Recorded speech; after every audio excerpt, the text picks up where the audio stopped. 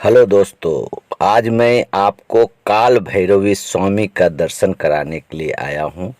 ये एक्चुअल में सीमाचलम मंदिर से हो करके हमें अड़ीवारो रोड में जाना पड़ता है। वहाँ काल भैरवी जाने के रास्ता का ये कुछ दृश्य है। रास्ता बहुत ही डेंजर रास्ता है और एकदम पतली पगडंडी जैसा रास्ता है।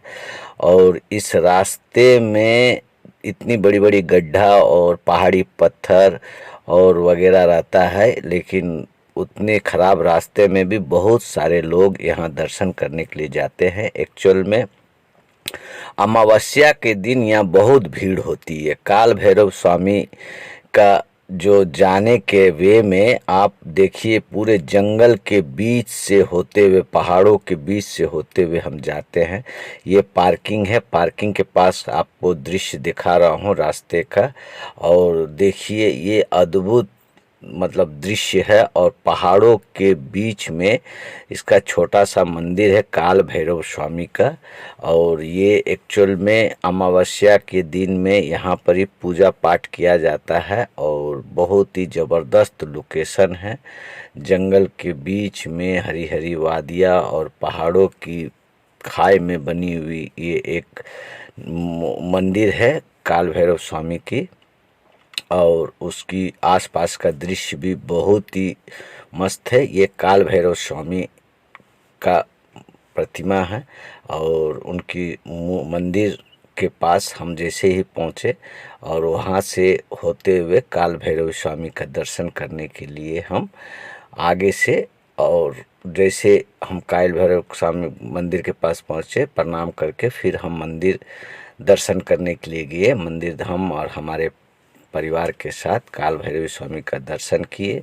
दर्शन करने के बाद वहाँ से फिर हम वापस आ कर के उसका जो प्रक्रिया होता है, उसका प्रक्रिया पूरा करने के लिए हम फिर काल भैरवी को दूध और युबूद और जिसको ऐस भी बोला जाता है, वो सब ले करके हम लोग काल भैरवी स्वामी के यहाँ पर पहुँचे।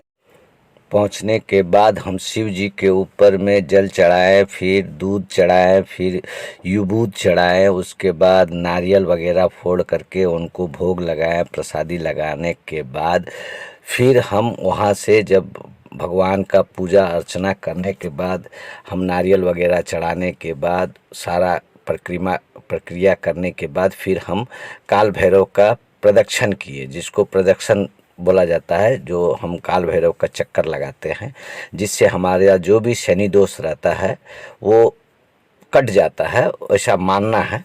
तो उसके बाद फिर हम अपने परिवार के साथ काल भैरव स्वामी का पूजा अर्चना करने के बाद तहे दिल से भगवान को प्रणाम किए और हमारे जीवन में शांति हो, इसके लिए भगवान से आशीर्वाद लिए। आशीर्वाद लेने के बाद हमें जो भी प्रक्रिया जैसा समझ में आता था वैसे हमने भगवान से पूजा किया, क्योंकि ये पूजा पंडित जी नहीं कराते हैं, ये हम लोग को खुद ही करना पड़ता है।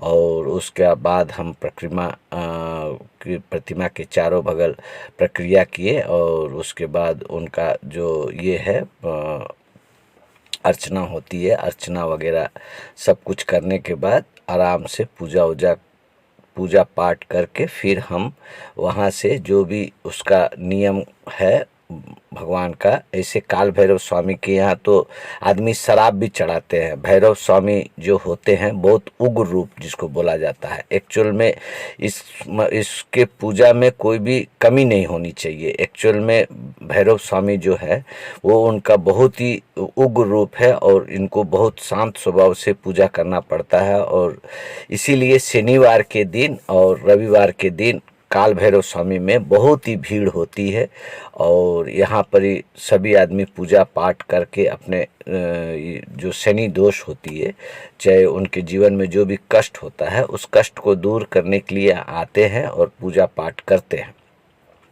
हमने भी अपनी तरफ से पूजा पाठ किया और जो भी हमारा मन्नत वगैरह था भगवान से हमने मांगी।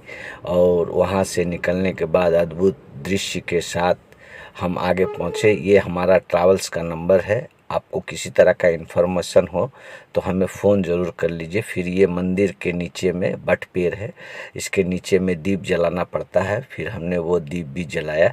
एक्चुअल में यहाँ काला दीप, काला तिल डाल करके का और तेल डाल करके, तिल का तेल डाल करके ये दीप जलाया जाता है।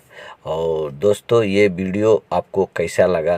अगर अच्छा लगा तो एक लाइक और कमेंट कीजिए। मैं इसी तरह का वीडियो आपके लिए लाता रहूँगा। धन्यवाद।